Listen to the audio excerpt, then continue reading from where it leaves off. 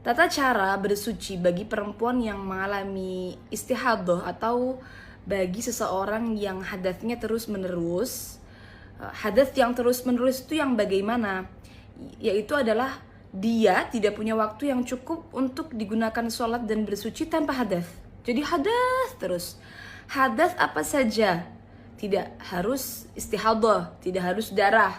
Jadi bisa keputihan, juga bisa pipis, kentut, dan sebagainya.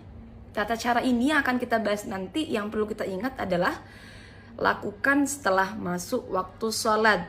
Karena bersucinya orang yang daimul hadas, yang hadasnya terus menerus, itu bersuci yang darurat, sehingga harus dilakukan setelah masuknya waktu sholat. Setelah masuk waktu sholat, yang pertama harus dilakukan adalah istinja. Tidak harus terburu-buru ya, yang penting harus dilakukan setelah masuk waktu sholat. Setelah masuk waktu sholat, yang pertama istinja dengan benar. Setelah istinja dengan benar, nomor 2, menyedikitkan hadas. Menurut mazhab Syafi'iyah, menyedikitkan hadas ini bisa dilakukan dengan 2 cara. Yang pertama dengan menyumbat daerah kewanitaan dengan semacam kapas ya, yang dibulat-bulat seperti itu pada area batin, area yang tidak wajib disucikan saat istinja. Jadi memang agak dalam ya teman-teman. Jadi kapas dibulat-bulat dimasukkan ke area batin, area yang tidak wajib disucikan saat istinja. Menyumbat pada area batin itu wajib, karena kalau separuh di area batin dan separuh di area zahir justru dia malah membawa hadas. Jadi pastikan sudah masuk sempurna ke area batin, tidak separuh di luar, separuh di dalam. Justru malah ini nanti dia dihukumnya membawa. Cara ini pasti sakit, tapi kalau sakitnya masih bisa ditoleransi, maka menurut mazhab Syafi'iyah tetap wajib dilakukan. Tujuannya untuk menyedikitkan hadas. Tapi kalau memang betul-betul sakitnya tidak bisa ditanggung lagi, maka cara ini boleh di skip dan pindah ke cara yang kedua. Atau kalau cara yang pertama ini masih tidak cukup, contohnya masih tembus atau darahnya keluar deras banget, maka harus didobel dengan cara yang nomor 2.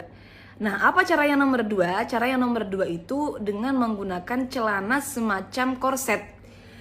Korset celana ditambah dengan pembalut, karena unsurnya adalah harus ada taklilan lil hadas, menyedikitkan hadas, maka harus pakai celana yang agak ketat ditambah dengan pembalut. Kalau sakit pakai cara yang pertama, langsung pakai cara yang nomor 2. Atau kalau cara pertama tidak cukup, maka cara pertama plus cara nomor 2. Nah, untuk teman-teman yang kesulitan pakai cara dengan mazhab Syafi'iyah, lalu bagaimana? Ya, kami sarankan mengikuti mazhab Hanafi saja. Kalau mazhab Hanafi, maka perempuan yang daimul hadas itu cukup berganti softtek saja yang bersih. Tidak perlu pakai celana korset yang ketat, juga tidak perlu menyumbat, juga tidak perlu. Jadi yang penting ganti softtek yang bersih kalau mengikuti mazhab Hanafi.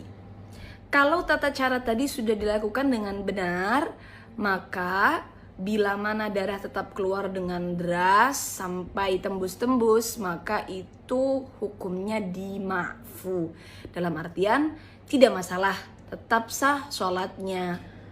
Setelah proses taklilan lil hadas, maka selanjutnya yang dilakukan adalah wudhu. Wudhu dengan mualah. Mualah itu terus menerus. Kalau dalam wudhu biasa, orang yang tidak daimul hadas, mualah hukumnya sunnah. Tapi kalau dalam daimul hadas, maka mualah hukumnya wajib. Niatnya istibahatis sholah. Nawaitul wudu'a listibahatis sholati fardhan lillahi ta'ala. Kemudian setelah wudhu, segera melaksanakan sholat.